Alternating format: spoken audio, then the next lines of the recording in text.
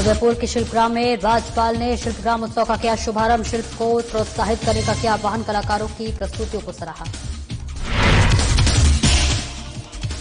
जैसलमेर में चिकित्सा मंत्री ने की स्वास्थ्य सुविधाओं की समीक्षा। स्वास्थ्य सुविधाओं को सुदृढ़ कराने की कही बात, कहा संसाधनों की नहीं रहेगी कोई कमी। जयपुर में राजस्थान युवा कांग्रेस ने किया संवाद कार्यक्रम का आयोजन। युवाओं की समस्याओं को जनता जानना कार्यक्रम का उद्देश्य। बेरोजगारी के खिलाफ आंदोलन करने की चर्चा। प्रतापगढ़ की सुशीला मीणा का तेज गेंदबाजी करते वीडियो वायरल। आप सांसद संजय सिंह ने सुशीला से की फोन पर बात। आप सांसद ने उठाया सुशीला की शिक्षा और खेलकूद का खर्चा। और टोंक पहुंचे किसान महापंचायत के राष्ट्रीय अध्यक्ष रामपाल जाट। कृषि मंडी में किसानों से की बातचीत। आयोजित होने वाली किसान महापंचायत को लेकर की चर्चा। नमस्कार, स्वागत है आपका और मैं हूं आपके साथ सपना दीपक मदेशिया। बुलेटिन का आगाज करेंगे। राज्यपाल हरिभाऊ बागड़े ने शनिवार को उदयपुर के शिल्पग्राम में पारंपरिक लोक वाद्य नगाड़े का वादन कर शिल्पग्राम उत्सव 2024 का शुभारंभ किया। उन्होंने इस दौरान शिल्पग्राम उत्सव में भाग लेने वाले देश भर से आए कलाकारों का अभिनंदन और स्वागत करते हुए उनकी प्रस्तुतियों को सराहना की। और इसी के साथ साथ उन्होंने कहा कि राजस्थान विविधता की धरती है। ये 7 बार 9 त्योहार के उत्सव वर्धवी संस्कृति है। उन्होंने राजस्थान के गौरवमय इतिहास और महाराणा प्रताप के शौर्य की चर्चा करते हुए कहा कि जितना यहाँ का परिवेश सुरम्य है, उतना ही यहाँ का शौर्य का इतिहास प्रेरणा देने वाला है। राज्यपाल ने शिल्पग्राम मेले को बहुत महत्वपूर्ण बताते हुए कहा कि इसके लोक कलाकारों, शिल्पकारों और हुनरमंद कारीगरों को मंच मिलता है। उन्होंने आमजन से भी अपील की है कि शिल्पग्राम में प्रदर्शित उत्पादें और हस्तशिल्प से जुड़ी वस्तुओं और ग्रामीण क्षेत्र में उत्पादित चीजों की अधिक से अधिक खरीदारी कर यहां आने वाले शिल्पियों को प्रोत्साहित करे। और वहीं राज्यपाल बागड़े ने समारोह में जयपुर के डॉक्टर रूप सिंह शेखावत और महाराष्ट्र के गणपत शाखाराम मस्के को डॉक्टर कोमल कोठारी लाइफ टाइम अचीवमेंट लोक कलाकार पुरस्कार प्रदान किया।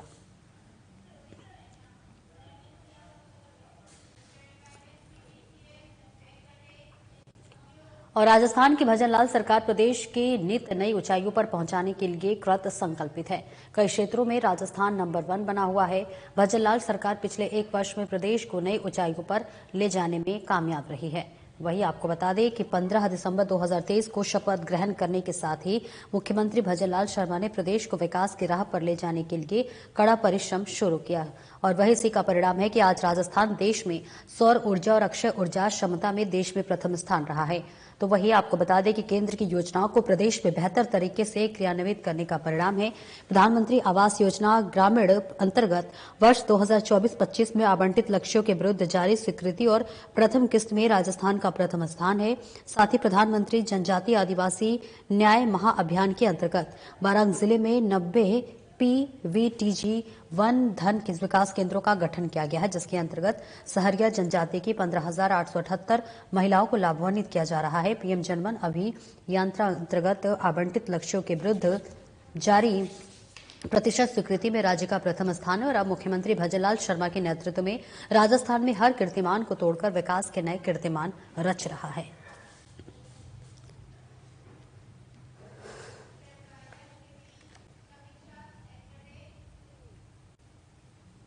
और चिकित्सा मंत्री रविवार को मुख्य चिकित्सा और स्वास्थ्य अधिकारी कार्यालय के सभागार में आयोजित समीक्षा बैठक को संबोधित किया। इस दौरान उन्होंने कहा कि विभाग में पूर्ण पारदर्शिता रखते हुए नई भर्तियों को राज हेल्थ पोर्टल के माध्यम से विशेषज्ञ चिकित्सकों के माध्यम से चिकित्सा अधिकारियों और पैरामेडिकल स्टाफ की पोस्टिंग की जा रही है।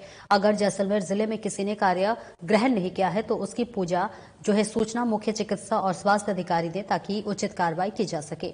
उन्होंने कहा कि रेगिस्तानी और सीमावर्ती ऐसे जिले भौगोलिक स्थिति प्रतिकूल है, वहां विशेष रियासत देकर चिकित्सा सुविधाओं को बेहतर बनाया जाएगा। सामुदायिक स्वास्थ्य केंद्रों का चिकित्सा सुविधाओं को बेहतर बनाने के लिए सामुदायिक स्वास्थ्य अधिकारी के रिक्त पदों पर शीघ्र ही पदस्थापन कर दिया जाएगा। उन्होंने निर्देश दिया कि टेलीमेडिसिन के समस्त उपकरण स्थापित कर दूरदराज ग्रामीण क्षेत्रों के मरीजों को चिकित्सा सुविधाओं का विशेषज्ञ चिकित्सकों के माध्यम से पूरा लाभ दिया जाए।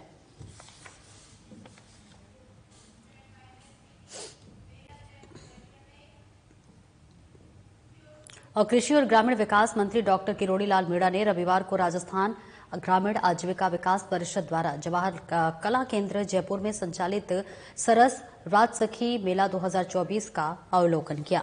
इस दौरान उन्होंने कहा कि सरस मेलों का ग्रामीण महिलाओं को सशक्त बनाने में अहम योगदान है।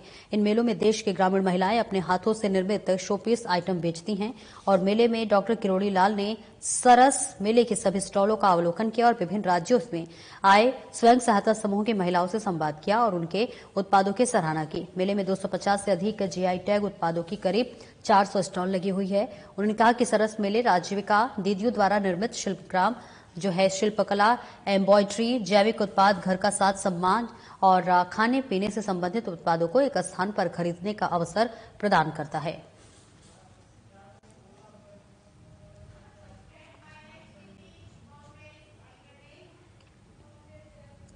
और राजस्थान युवा कांग्रेस ने जयपुर में बेरोजगारी के खिलाफ संवाद कार्यक्रम का आयोजन किया। कार्यक्रम का उद्देश्य युवाओं के समस्याओं को जानना और सरकार को जो है रोजगार सृजन की दिशा में ठोस कदम उठाने की मांग करता है। कार्यक्रम के मुख्य वक्ता सतबीर चौधरी ने अपने संबोधन में कहा कि कांग्रेस के राज में युवाओं को रोजगार मिला, लेकिन बीजेपी इन रोजगारों को छीन लिया। हर फैसला दुर्भाग्यपूर्ण तरीके से लिया गया, जिसका खामियाजा देश के युवाओं को भुगतना पड़ा है। उन्होंने आगे कहा कि भारतीय युवा कांग्रेस एक लोकतांत्रिक संगठन है जो कि हर मंच पर लोकतंत्र को बचाने और बेरोजगारी के खिलाफ लड़ाई लड़ने के लिए प्रतिबद्ध है। तो वही आपको बता दें कि राजस्थान युवा कांग्रेस अध्यक्ष अभिमन्यु पुनिया ने आश्वासन दिया कि हम युवाओं की आवाज को विधानसभा में हर बार बुलंद करेंगे और सफाई कर्मचारी भर्ती सहित सभी प्रमुख मुद्दों पर लगातार काम करेंगे।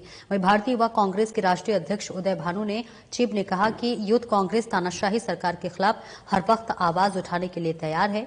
हमारे योद्धा उनकी वाटर कैनल से डरने वाले नहीं हैं।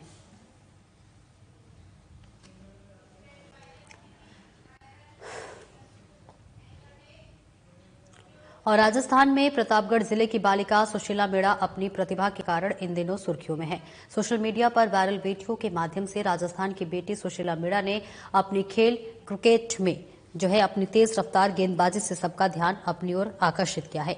देश की इस बेटी की प्रतिभा के बीच कोई रुकावट न आए और इसके लिए आम आदमी पार्टी के सांसद संजय सिंह ने फोन पर बात की और उनकी शिक्षा और खेलकूद के चर्चा की संपूर्ण जानकारी ली। इसी के साथ साथ पूरे खर्च की संपूर्ण जिम्मेदारी ली है। राजस्थान के पिछड़े हुए आदिवासी अंचल के निवासी सुशीला मीणा के पिता की आर्थिक स्थिति कमजोर होने की वजह से सांसद संजय सिंह को बिटिया की प्रतिभा के अवरुद्ध होने का भय था। उन्होंने बिटिया को वीडियो कॉल के माध्यम से परिवार के साथ संपर्क किया और उन्हें इस बात का आश्वासन दिया कि वे स्वयं सुशीला की पढ़ाई और खेलकूद पर भी खर्चा आएगा वो वहन करेंगे।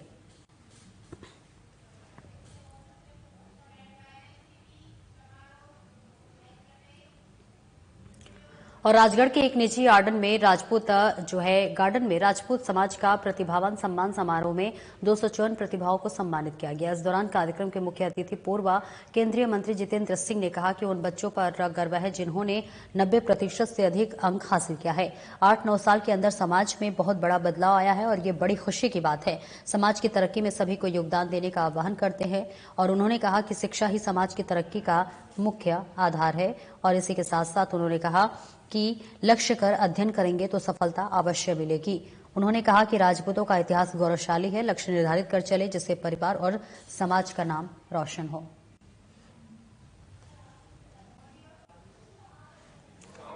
देश के अंदर, प्रदेश के अंदर और खास तौर से अलवर के अंदर, अलवर वैसे दिल्ली के नजदीक है, एनसीआर के अंदर है, हाईवे पर लगता हुआ है, लेकिन जो हमारा वेस्टर्न राजस्थान है, चाहे वो बाड़मेर हो, चाहे हमारा जैसलमेर हो, चाहे वो जोधपुर हो, चाहे वो उदयपुर हो, चाहे हमारा हाड़ौती का क्षेत्र हो, वहां से चलते चलते आखिर में अलवर में भी मैं बहुत बड़ा एक बदलाव देख रहा हूँ।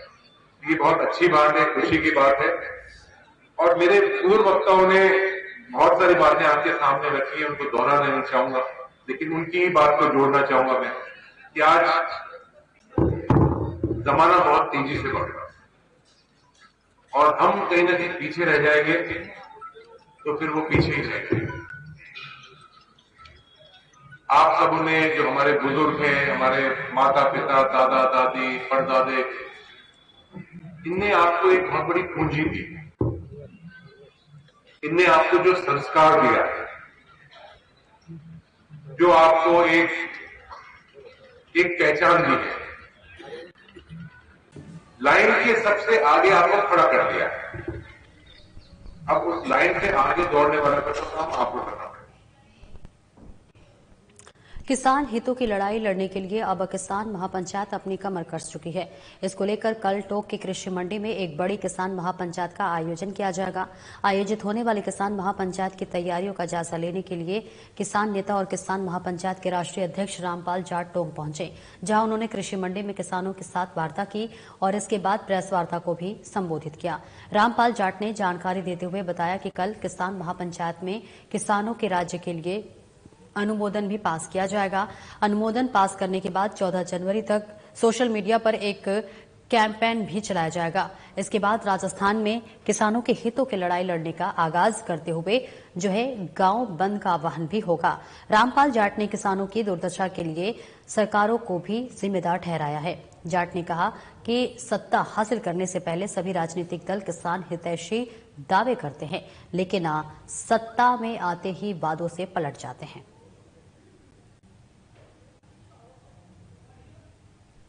के बाहर रहता है तब तक वो किसान हितों की बात करता है बढ़ चढ़कर। जैसे ही उनको राज प्राप्त होता है वे पलटी मारते हैं और अंग्रेजी में कहते हैं वो यू टर्न लेते हैं और यू टर्न लेकर निकल जाते हैं। इसलिए आज यही स्थिति है, कोई सा भी दल राज में आ जाओ वे पलटी मारते हैं, जो उनकी बोली हुई बात है उनको भूल जाते हैं और नया शुरू कर देते हैं शगुफा। और आते दुर्भाग्य इस देश का कि सारे दल जो इकोनॉमिक डिजाइन है जो एक बार स्थापित हो गया उसी की ओर चल रहे हैं। हमने कहा भाई ये कृषि प्रधान देश है, कृषि प्रधान देश के समृद्धि का रास्ता खेत और खलियान से जाता है, हमने वो रास्ता ही छोड़ दिया। तो भी सारे दल उसी में लगे हुए निवेश निवेश, बाहर जाओ निवेश लाओ, जैसे कोई विश्व विजय करके आए। अरे निवेश ध्यान रखो, जो भी निवेश करेगा अपने लाभ के लिए करेगा। इसलिए हमारी एक सामान्य कहावत है, चिड़िया चुगने आती है पूंछ कटाने नहीं। तो वो तो चुगने आ रहे बेचारे, उन चुगने आने वालों के भरोसे आप ये सोच रहे हो राजस्थान रिचार्ज हो जाएगा, रिसर्जेंट बन जाएगा, राजस्थान उन्नत बन जाएगा, चमकने लगेगा। ये सब कपोल कल्पनाएं हैं। इसलिए राजस्थान को यदि उन्नत होना है तो वो उसी दिन होगा जिस दिन किसानों की आय इतनी हो जाएगी कि वे अपने परिवार का पालन पोषण करने के साथ समाज को संबल दे सकेंगे, तभी राजस्थान उन्नत बनेगा। उसके बिना राजस्थान उन्नत बन नहीं सकता। इसलिए आज निवेश आधारित नीतियां, ये पूंजी आधारित नीतियां, इनके कारण से सामान्य व्यक्ति न सुखी हो सकता, न उन्नत हो सकता, न राजस्थान उन्नत हो सकता, न देश उन्नत हो सकता। 23 दिसंबर चौधरी चरण सिंह जी का जन्मदिन है।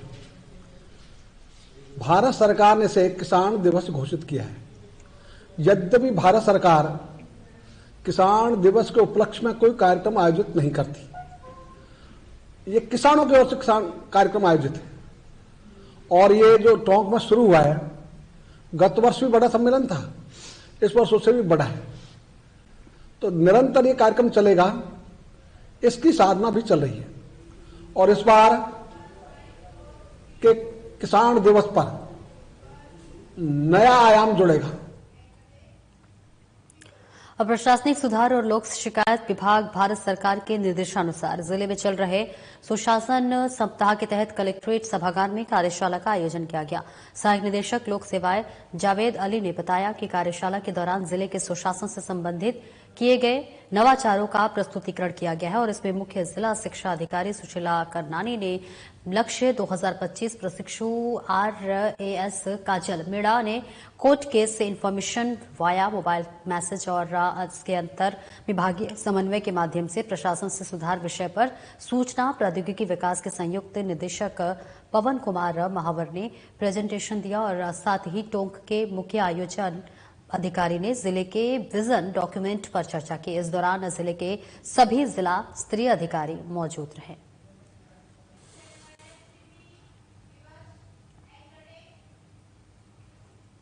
पूर्व प्रधानमंत्री अटल बिहारी वाजपेयी के जन्म शताब्दी वर्ष के मौके पर आयोजित होने वाले कार्यक्रमों की श्रृंखला में 25 दिसंबर को अटल जी की कविताओं का वाचन किया जाएगा। राजभाषा संपर्क अधिकारी हरिशंकर आचार्य ने बताया कि जिला कलेक्टर द्वारा जारी आदेशों के तहत अटल जी के जन्म शताब्दी वर्ष पर विभिन्न कार्यक्रम होंगे और इस श्रृंखला में जनसंपर्क विभाग द्वारा राजकीय सार्वजनिक मंडल पुस्तकालय में 25 दिसंबर को आयोजित होने वाले कार्यक्रम में अटल जी की प्रमुख कविताओं का वाचन किया जाएगा। कार्यक्रम संयोजक साहित्यकार संजय पुरोहित होंगे। पुरोहित ने बताया कि कार्यक्रम में शहर के प्रमुख साहित्यकार और पाठक मौजूद रहेंगे।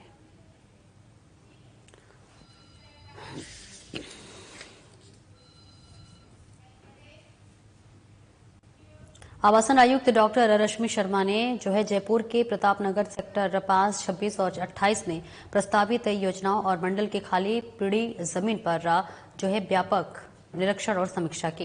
निरीक्षण के दौरान डॉक्टर शर्मा ने अधिकारियों को उपलब्ध भूमि का उचित सीमांकन सुनिश्चित करने और क्षेत्र में बढ़ती मांग के अनुरूप पारंपरिक शॉपिंग और आवासीय योजनाओं और की बनाने के निर्देश दिए। संसाधनों के उपयोग और बढ़ावा देने के लिए उन्होंने निर्देश दिया है कि सभी उपलब्ध व्यावसायिक संपत्तियों को नीलामी के लिए शीघ्र सूचीबद्ध किया जाए।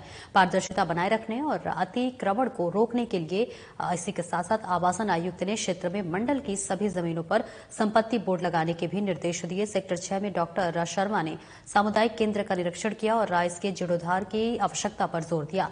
उन्होंने विकास समिति के परामर्श से इसके पुनर्विकास के लिए प्रस्ताव तैयार करने के निर्देश दिए हैं।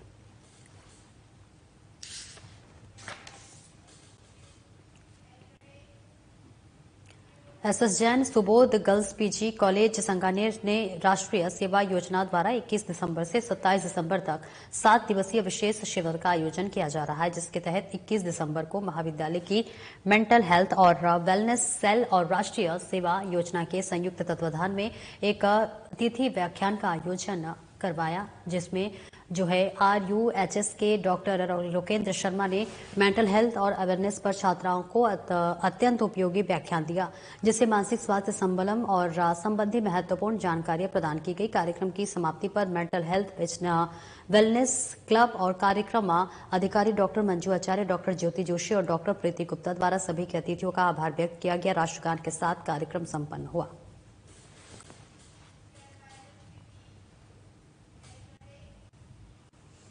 कांग्रेस नेता और पूर्व मंत्री प्रताप सिंह खाचरियावास ने भांकरोटा में एक्सीडेंट के बाद में अग्निकांड को लेकर राज्य सरकार पर जमकर निशाना साधा है। उन्होंने संवाददाताओं से वार्ता करते हुए कहा कि भांकरोटा में एक्सीडेंट के बाद से अग्निकांड में 13 लोगों की मौत के लिए केंद्र सरकार और राज्य सरकार का भ्रष्ट तंत्र जिम्मेदार है। NHAI देश के सबसे भ्रष्ट विभाग है। प्रशासन की मिलीभगत भ्रष्ट टोल नीति के कारण राजधानी जयपुर के भांकरोटा में दुर्घटना हुई है। बेवजह कट खोल दिया गया। आज तक हजारों करोड़ का टोल वसूल कर चुकी कंपनी ने जयपुर से अजमेर हाईवे का काम पूरा नहीं किया है, जबकि शर्तों के मुताबिक जितना पैसा वसूल करना था उससे ज्यादा तो टोल कंपनी वसूल कर चुकी है।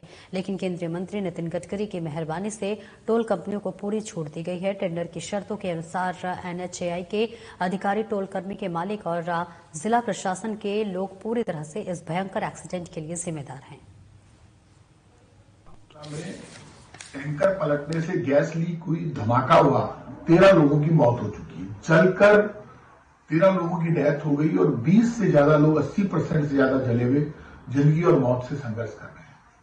हालात इतने खराब है इस देश में कि 80% सड़क दुर्घटनाएं हाईवेज पर होती है। हाईवे किसके अंडर में? National highway authority of India के अंडर में, NHAI के अंडर में। इन हाईवे को किसके जिम्मे कर दिया हमने? टोल कंपनियां रोड जनता से टोल वसूल करती है। जब हम रोड टैक्स दे रहे हैं तो टोल किस बात का ले रहे हैं? लेकिन टोल वसूली हो रही है, जबरदस्त हो रही है, ओपन गुंडागर्दी होती है, टोल वसूल। जिन कंपनियों ने टोल का टाइम पूरा हो गया उनका टाइम बढ़ा देते हैं। केंद्रीय मंत्री नितिन गडकरी जी, आपके डिपार्टमेंट में सबसे ज्यादा भ्रष्टाचार है। आप ज्ञान और विज्ञान की अच्छी बातें करते हैं, लेकिन रिजल्ट आपका जीरो है, जीरो। आप यहां पर आकर देखिए, आप 2014 में दिल्ली जयपुर हाईवे पर हेलीकॉप्टर से घूमे। आपने कहा 6 महीने में दिल्ली जयपुर हाईवे मैं ठीक कर दूंगा। 10 साल हो गए, वही टोल कंपनी आपके यहां पैसा पहुंचा देती है। भ्रष्ट तंत्र जिम्मेदार है। NHAI के अधिकारी पैसे खाते हैं, लोकल प्रशासन के लोग पैसे खाते हैं। अब तो आपकी डबल इंजन की सरकार है। लोग जलकर भूनकर मर गए, कट खोल दिए। कोई जो टोल कंपनी जिन शर्तों पर टेंडर लेती है उनको पूरा नहीं करती। अब ये जो टोल कंपनी है, पूरे देश की जो टोल कंपनियां हैं, क्या शर्तें पूरी कर रही है? तुरंत प्रभाव से इनको गिरफ्तार करना चाहिए, टोल कंपनी वालों को, एनएचएआई के अधिकारियों को, जिला प्रशासन के जिम्मेदार लोगों को, और टोल कंपनियों को आप आदेश दो 1 करोड़ रुपए प्रति व्यक्ति को पैसा दे। टोल कंपनी को देना है पैसा, आप क्यों परेशान हो रहे हो? केंद्र और राज्य सरकार के लोग क्यों बचा रहे हो टोल कंपनी को? धोखा टोल कंपनी ने किया है, जिम्मेदारी टोल कंपनी की है। ना अस्पताल है वहां पर, ना एम्बुलेंस है, सारे कट खुले पड़े हैं, पूरा काम करते नहीं है, पुलिया पूरे बने नहीं और टोल वसूली चालू कर दी। और क्षेत्र के प्रसिद्ध देवभूमि दांतबाड़ की पहाड़ी पर बने एक आश्रम द्वारा रात्रि के दौरान जेसीबी से खुदाई करने को लेकर ग्रामीणों में रोष व्याप्त हो गया है। मामले को लेकर स्थानीय प्रशासन सहित वन विभाग के अधिकारियों को सूचना देकर खुदाई को रुकवाया गया है। तो वही मामले में अब एहतियात के तौर पर पूरी जगह वन विभाग सुरक्षा में है, जहां पर ग्राम पंचायत रामपुरा पाटन के अंतर्गत आने वाले देवभूमि दांतवाड़ा धाम की एक छोटी पहाड़ी है, जिस पर कई देवियों के जो है प्राचीन मंदिर स्थापित है और इस पहाड़ी की प्राचीन काल से ही धार्मिक आस्था बनी हुई है, जिस पर अमावस्या और पूर्णिमा पर भारी संख्या में लोग पहाड़ी पर बने विभिन्न मंदिरों के दर्शन के साथ साथ पहाड़ी की परिक्रमा देकर अपने परिवारों की खुशियों के लिए मन्नत मांगते हैं। और इसी पहाड़ी कई संत महात्मा अपने स्थान बनाकर पूजा पाठ आदि कार्य करते हैं। ग्रामीणों का आरोप है कि देवतुल्य दांतबाड़ पहाड़ों पर लोगों की अटूट आस्था है, जिसके कारण पहाड़ी पर बेवजह की तोड़फोड़ नहीं की जाती है। गांव के सरपंच गंगा देवी द्वारा ग्रामीणों की शिकायत पर वन विभाग सहित स्थानीय प्रशासन को शिकायत की गई, जिस पर वन विभाग के अधिकारी मौके पर पहुंचे और जेसीबी द्वारा की जा रही खुदाई को बंद कराया। इस दौरान वन विभाग द्वारा यहां पर चौकसी के लिए सुरक्षा टीम की तैनाती की गई। ग्रामीणों का आरोप है कि इस खुदाई के दौरान काफी संख्या में पेड़ों को भी उखाड़ दिया गया। मामले में सरपंच सहित ग्रामीणों ने आस्था के पवित्र स्थल दांतबाड़ पहाड़ी पर धर्म के नाम पर किए जा रहे अतिक्रमण पर रोक लगाने की मांग की गई है। मामले में डीएफओ राजेंद्र कुमार हुड्डा ने बताया कि घटना में दोषी लोगों के खिलाफ कार्रवाई की जाएगी, जिसको लेकर राजगढ़ सहायक वन रक्षक को मामले की जांच करने के आदेश दिए गए हैं।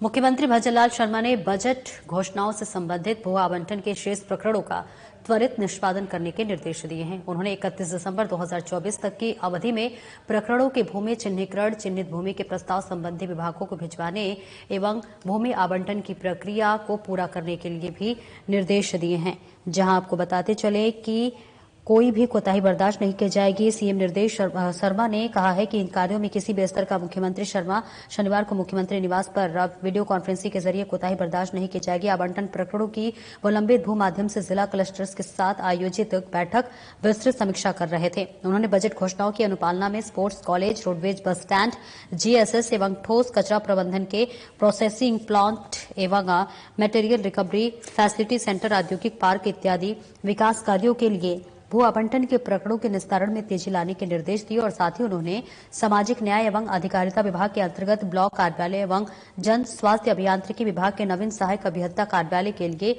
मुख्यमंत्री ने कहा कि वहां दुर्घटना आवंटन भी समीक्षा की तनाव पर जो है प्रभावी मानसिक स्वास्थ्य संबंध सभी संबंधी महत्वपूर्ण जानकारियां प्रदान की।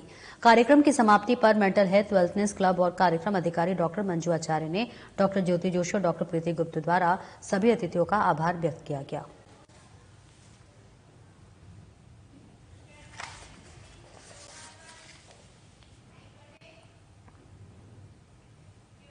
राजस्थान सरकार के उप मुख्यमंत्री प्रेमचंद बैरवा शनिवार को गंगानगर विधायक जयदीप बिहानी द्वारा एससी जो है बिहानी कॉलेज खेल मैदान में आयोजित वर्तमान सरकार के 1 वर्ष पूर्ण होने के उपलक्ष्य में आयोजित अभिनंदन कार्यक्रम में भाग लिया। इस मौके पर उन्होंने कहा कि देश के प्रधानमंत्री नरेंद्र मोदी के मार्गदर्शन में एवं प्रदेश के मुख्यमंत्री भजनलाल शर्मा के नेतृत्व में राजस्थान विकास के क्षेत्र में नई ऊंचाइयों को छुएगा। राजस्थान हर क्षेत्र में उल्लेखनीय तरक्की कर रहा है। उन्होंने कहा कि वर्तमान सरकार को लगभग 1 वर्ष पूरा हुआ है, लेकिन 1 वर्ष में असाधारण उपलब्धियां अर्जित की है। सरकार आम जनता की निष्ठा के साथ सेवा कर रही है। उन्होंने कहा कि पिछले 1 वर्ष में 1,24,000 नौकरियां और नौकरियों में पारदर्शिता के लिए विशेष टास्क का गठन किया गया। राजस्थान की सबसे बड़ी परियोजना ERCP की शुरुआत की गई है। उन्होंने कहा कि इस परियोजना पर लगभग 45,000 करोड़ रुपए की राशि खर्च होगी, जिससे कि राजस्थान के 21 जिले सीधे तौर पर लाभान्वित होंगे।